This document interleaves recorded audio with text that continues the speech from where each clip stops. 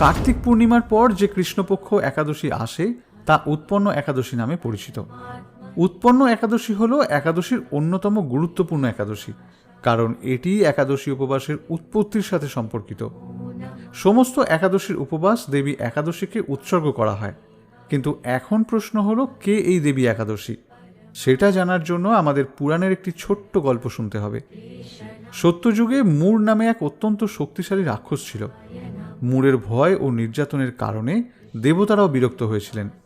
মূর এবং দেবতাদের মধ্যে যুদ্ধ হয়েছিল, যার মধ্যে মূর জয়লাভ করেছিলেন। এরপর মূরের আতঙ্ক আরও বেড়ে যায়। দেবতাদের অনুরোধে একদা বিষ্ণুর সাথে মূর রাক্ষসের যুদ্ধ বাধে। মূর যখন ভগবান বিষ্ণুকে আক্রমণ করেন, তখন ভগবান বিষ্ণুও রাক্ষসের আক্রমণ প্রতিহত করার চেষ্টা করেন, কিন্তু মূরের ওপর এর সামান্যতম প্রভাবও পড়েনি। দৈত্যটি ছিল কঠোর, অন্যদিকে ভগবান বিষ্ণু ছিলেন স্রোতের মতো কোমল। বিশ্রাম নেওয়ার জন্য ভগবান বিষ্ণু বদ্রিকাশ্রমে হেমাবতী গুহায় আশ্রয় নেন। সেই দেখে মূর রাক্ষসও তাকে অনুসরণ করে গুহায় প্রবেশ করেন। ঘুমের মধ্যে ভগবান বিষ্ণু দেখতে পান যে দৈত্যটি আঘাত করার জন্য তার দিকে এগিয়ে আসছে, এবং সেই সময় ভগবান বিষ্ণুর দেহ থেকে একটি সুন্দরী কন্যা প্রকট হন এবং তার ঐশ্বরিক অস্ত্র দিয়ে আঘাত করে মূর রাক্ষসকে বধ করেন। ভগবান বিষ্ণু ঘুম থেকে জেগে উঠে এই দেবীর প্রতি অত্যন্ত সন্তুষ্ট হলেন এবং বললেন, কৃষ্ণপক্ষের একাদশী তিথিতে তোমার জন্ম হওয়ায় তোমার নাম একাদশী রাখা হবে। সমস্ত ব্রতের মধ্যে তোমার ব্রতই শ্রেষ্ঠ হবে। আজ থেকে প্রতি একাদশীতে আমার সঙ্গে তোমার পুজো করা হবে। যে ভক্ত একাদশীর উপবাস রাখবে সে সমস্ত পাপ থেকে মুক্তি পাবে। ভগবান বিষ্ণুর গর্ভ থেকেই একাদশীর জন্ম হয়েছিল, তাই দেবী একাদশী ভগবান বিষ্ণুর অন্যতম প্রতিরক্ষামূলক শক্তি। নমস্কার শ্রোতা বন্ধুরা, জীবন দর্শন মোটিভেশন চ্যানেলের পক্ষ থেকে আপনাদের সকলকে স্বাগত। আশা করি সকলে ভালো আছেন। আজকের ভিডিওতে আমরা আলোচনা করব যে উৎপন্না একাদশী কবে, কিভাবে এই ব্রত পালন করবেন, কি কি খাবেন এবং এদিন কি কি করবেন আর কি কি করা নিষিদ্ধ। সকলকে অনুরোধ, ভিডিওটি মনোযোগ সহকারে দেখুন এবং এরকম আরও ভিডিও পেতে চ্যানেলটি সাবস্ক্রাইব করে রাখুন। এই বছর অর্থাৎ 2025 সালে এই উৎপন্না একাদশীর উপবাস পালিত হবে 15ই নভেম্বর, বাংলার 28শে কার্তিক শনিবার। উৎপন্না একাদশী শুরু হবে 15ই নভেম্বর রাত 12:49 এবং শেষ হবে 16ই নভেম্বর রাত 2:37। হিন্দু ধর্মে উদয়াতিথির বিশ্বাস রয়েছে। উৎপন্না একাদশীর উদয় 15ই নভেম্বর, তাই উদয়াতিথি অনুসারে উৎপন্না একাদশী 15ই নভেম্বর উদযাপিত হবে। একাদশীর উপবাস পালন করতে হবে 16ই নভেম্বর দুপুর 1:10 থেকে দুপুর 3:18 মধ্যে। সনাতন ধর্মের শাস্ত্রগুলিতে এই একাদশীর বিস্তারিত বর্ণনা রয়েছে। বলা হয় যে এই দিন উপবাস ও দান করলে সাধক বৈকুণ্ঠধামের অধিকারী হন। এর সাথে জন্ম জন্মান্তরে করা পাপ থেকে মুক্তি পাওয়া যায় এবং ভগবান বিষ্ণুর কৃপা ভক্তদের উপর বর্ষিত হয়। উৎপন্না একাদশীর দিনে উপবাস রাখা, দিন দুঃখী দরিদ্রদের দান করা এবং ভগবান বিষ্ণুর পুজো করলে মানুষের সমস্ত পাপ নষ্ট হয়ে যায় এবং তার মোক্ষ লাভ হয়। এই উপবাস জীবনকে ইতিবাচকতা, নিয়ম এবং মানসিক শান্তি এনে দেয়। যারা জীবনে কঠিন পরিস্থিতির মুখোমুখি হচ্ছেন তারা এই একাদশীর উপবাস রাখলে ভগবান বিষ্ণুর আশীর্বাদ লাভ করতে পারবেন। যারা এই ব্রত পালন করবেন তারা উপবাস পালনের আগের দিন নিরামিষ আহার ভক্ষণ করে রাত্রে দন্ত মার্জন করে নেবেন। নিরন্তর কৃষ্ণ ভাবনায় থেকে নির্জলা উপবাস রাখতে অপারগ হলে সবজি, ফলমূল যেমন গোল আলু, মিষ্টি আলু, চাল কুমড়ো, পেঁপে, টমেটো, ফুলকপি ইত্যাদি সবজি ঘি অথবা বাদাম তেল দিয়ে রান্না করে ভগবানকে উৎসর্গ করে তবেই গ্রহণ করতে পারবেন। আবার অন্যান্য আহার্য যেমন দুধ, কলা, আপেল, আঙুর, আনারস, আখ, তরমুজ, বেল, নারকেল, বাদাম, লেবুর শরবত ইত্যাদি খেতে পারবেন।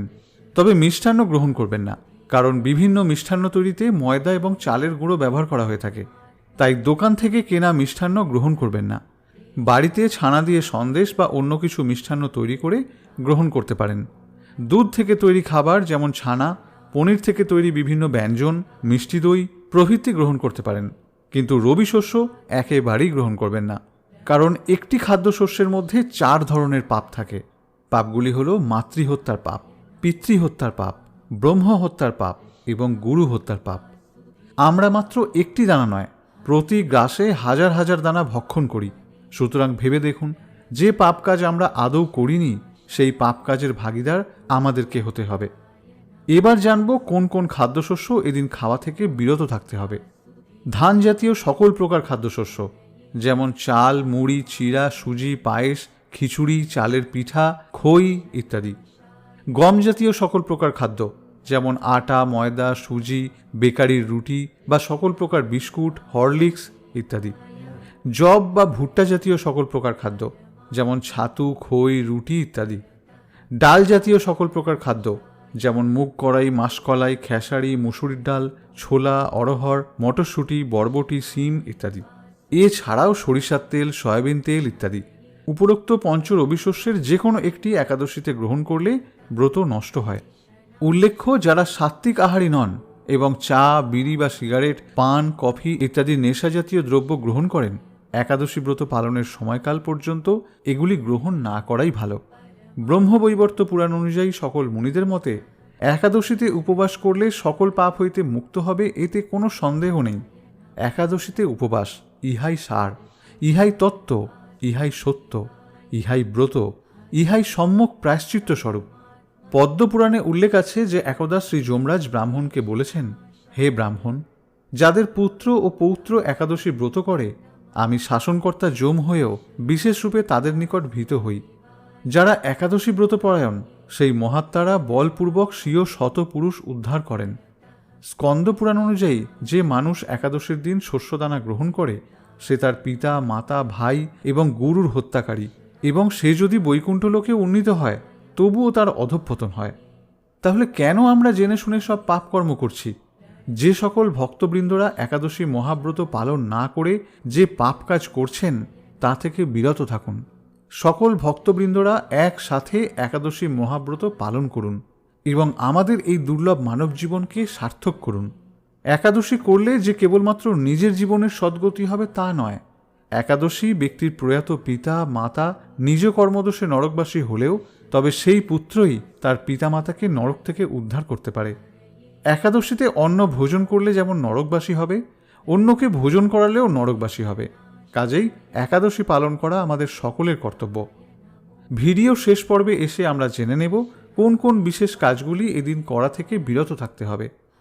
একাদশী ব্রতের আগের দিন অর্থাৎ রাত 12টার আগেই অন্নভোজন সম্পন্ন করে নিতে হবে। ঘুমানোর আগে দাঁত ব্রাশ করে দাঁত এবং মুখগহ্বরে লেগে থাকা সব অন্ন পরিষ্কার করে নিতে হবে। সকালে উঠে শুধু মুখে কুলি এবং স্নান করতে হবে। একাদশীতে সবজি কাটার সময় সতর্ক থাকতে হবে যেন কোথাও কেটে না যায়, কারণ একাদশীতে রক্তক্ষরণ হলে ব্রতভঙ্গ হয়। দাঁত ব্রাশ করার সময় অনেকের রক্তক্ষরণ হয়ে থাকে, তাই আগেই বলেছি একাদশীর আগের দিন রাতেই দাঁত ভালোভাবে ব্রাশ করে নিতে হবে। একাদশীতে চলমান একাদশীর মাহাত্ম্য ভগবত ভক্তের শ্রীমুখ হতে শ্রবণ অথবা সম্ভব না হলে নিজেই ভক্তি সহকারে পাঠ করতে হবে। যারা একাদশীতে একাদশীর প্রসাদ রান্না করেন তাদের 5 ফোড়ন ব্যবহারে সতর্ক থাকতে হবে, কেননা 5 ফোড়নে সরিষা এবং তিল থাকতে পারে, যা এদিন বর্জনীয়। এছাড়া একাদশীতে শরীরের প্রসাধনী ব্যবহার নিষিদ্ধ। শরীরে ও মাথায় তেল, সুগন্ধি সাবান, শ্যাম্পু ইত্যাদি এদিন বর্জনীয়। সকল প্রকার ক্ষৌরকর্ম যেমন চুল, দাড়ি, নখ এগুলি কাটা এদিন নিষিদ্ধ। প্রিয় শ্রোতা বন্ধুরা, এতক্ষণ পর্যন্ত ভিডিওটি শ্রবণ করার জন্য আপনাকে অসংখ্য ধন্যবাদ। পরবর্তী ভিডিওতে আমরা উৎপন্না একাদশীর ব্রত মাহাত্ম্য কথাটি শ্রবণ করব। আশা করি এই ভিডিওটি আপনাদের ভালো লেগেছে। ভিডিওটি ভালো লাগলে একটি লাইক করবেন, পারলে একটি কমেন্ট করবেন এবং আপনার প্রিয়জনদের সাথে শেয়ার করবেন এবং আমাদের পাশে থাকতে চ্যানেলটি সাবস্ক্রাইব করবেন। আর আপনার যদি কোনো নিজস্ব মতামত থাকে সেটি আমাদের কমেন্ট করে জানাতে পারেন। সকলে ভালো থাকবেন, সুস্থ থাকবেন। নমস্কার।